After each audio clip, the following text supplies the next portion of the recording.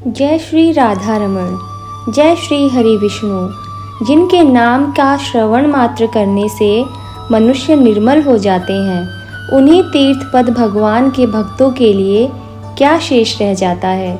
यानी भक्तों को सब कुछ आसानी से ही प्राप्त हो जाता है। हरे कृष्णा। जय श्री हरि विष्णु।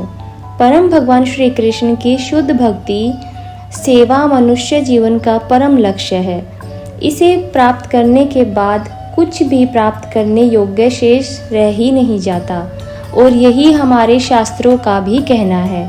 और भगवान की शुद्ध भक्ति में सेवा कैसे प्राप्त की जाए, तो उसके लिए हमारे धर्म गुरुओं ने अनेक उपाय बताए हैं, और उसमें से एक सबसे श्रेष्ठ और विशेष उपाय है एकादशी व्रत का पूर्ण श्रद्धा और नियम पूर्वक पालन करना। क्योंकि एकादशी तिथि भगवान श्री हरि विष्णु को अत्यंत प्रिय है, और ऐसी ही पवित्र एकादशी तिथि बस कुछ ही दिनों में हमारे द्वार पर आने ही वाली है।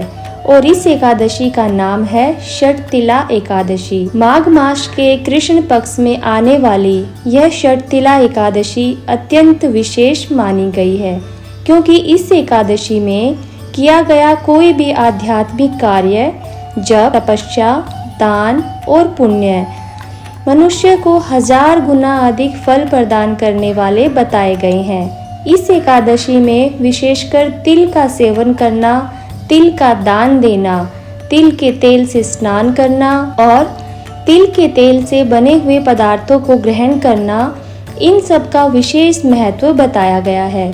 और इसीलिए 6 प्रकार से जो तिल का प्रयोग करने की सलाह इस एकादशी में दी गई है, उसी के कारण इस एकादशी को षटतिला एकादशी के नाम से भी जाना जाता है।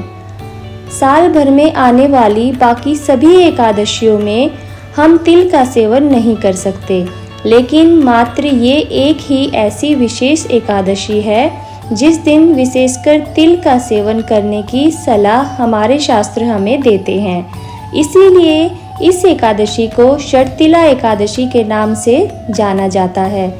तो चलिए आज की इस वीडियो में हम देखते हैं कि यह पवित्र मंगलकारी षटतिला एकादशी इस बार कब आ रही है, इस दिन पूजा के समय कौन कौन से रहने वाले हैं, और अगले दिन व्रत का पारण करने का समय कौन सा है।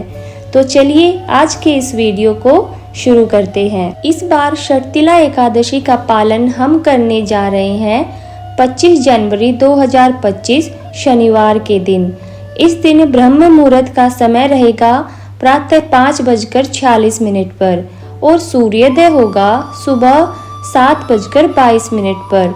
इस एकादशी का व्रत पारण करेंगे 26 जनवरी 2025 रविवार के दिन, और पारण करने का समय है सुबह 7:22 से 10:53 के बीच में। यह एकादशी तिथि आरंभ हो रही है 24 जनवरी 2025 शुक्रवार के दिन शाम 7:25 से, और पूरी होगी 25 जनवरी 2025 शनिवार के दिन रात 8:31 पर।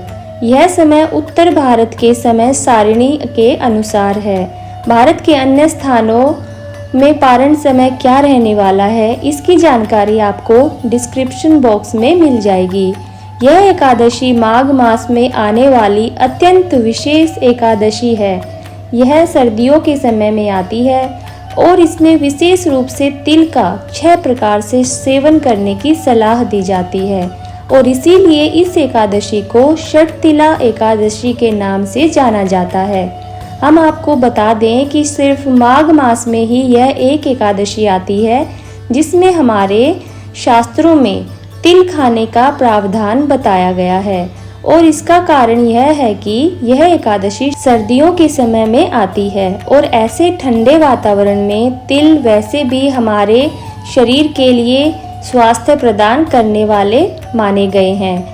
और इसीलिए हम मकर संक्रांति या उत्तरायण के समय में भी तिल के लड्डू खाते हैं और भगवान को भोग भी लगाते हैं। तो यही है हमारी वैदिक संस्कृति की वैज्ञानिक सुंदरता।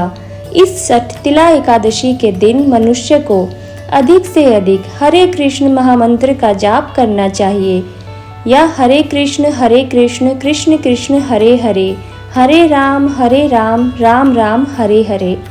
इस दिन प्रातः ब्रह्म मुहूर्त में उठकर स्नान इत्यादि करके भगवान की मंगला आरती या फिर उनका दर्शन करना चाहिए।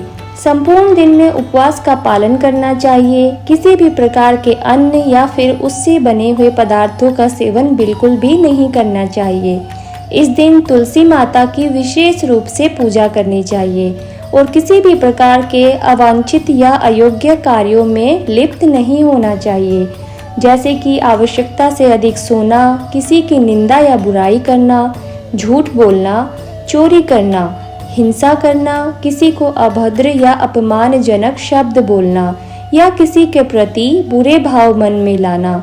एकादशी के उपवास में चाय और कॉफ़ी का सेवन भी नहीं किया जाता है, क्योंकि उसमें नशीले पदार्थ होते हैं और इससे आपका एकादशी का व्रत खंडित हो जाता है।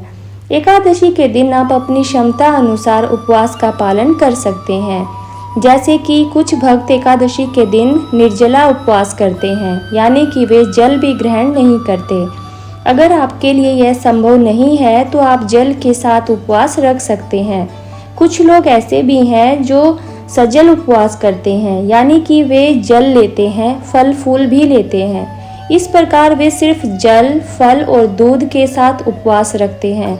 और कुछ भक्तों के लिए एकादशी के दिन जल, फल फूल, कंदमूल और एकादशी प्रसाद भी ग्रहण किया जाता है। अब अपनी शारीरिक क्षमता के अनुसार यह एकादशी का उपवास पालन कर सकते हैं, लेकिन सबसे महत्वपूर्ण जो चीज़ है इस दिन करने के लिए वो है भगवान के पवित्र नाम यानी हरे कृष्ण महामंत्र का अधिक से अधिक जप करना, श्रीमद् भागवतम, भगवत गीता जैसे ग्रंथों का अध्ययन करना और भगवान की अधिक से अधिक दिव्य लीलाओं से युक्त कथाओं को सुनना। और यह सारी चीज़ें आपको हमारे devotee of Radha Raman channel पर भी सरलता से मिल जाएंगी। एकादशी के दिन संध्या के समय भगवान श्री हरि के सामने और तुलसी माता के सामने घी का दीपक जलाना चाहिए। उनके सामने बैठकर उनके नाम का जप कीर्तन करना चाहिए। आप उनकी आरती भी कर सकते हैं। परिवार के साथ बैठकर हरे कृष्ण महामंत्र का कीर्तन भी कर सकते हैं और अगले दिन निर्धारित पारण समय के अंदर इस एकादशी व्रत का पारण करना चाहिए। पारण से पहले भगवान के लिए सात्विक अन्न भोग तैयार करें, उसमें तुलसी पत्र रखकर भगवान को अर्पित करें और उसके बाद उसे प्रसाद रूप में किसी ब्राह्मण या वैष्णव को खिलाकर उसी प्रसाद के साथ आप स्वयं भी इस षटतिला एकादशी व्रत का पारण करें। पारण करने से पहले किसी सुयोग्य ब्राह्मण या वैष्णव को अपनी क्षमता अनुसार कुछ न कुछ दान अवश्य देना चाहिए। इस एकादशी तिथि पर तिल का दान देने का विशेष महत्व बताया गया है।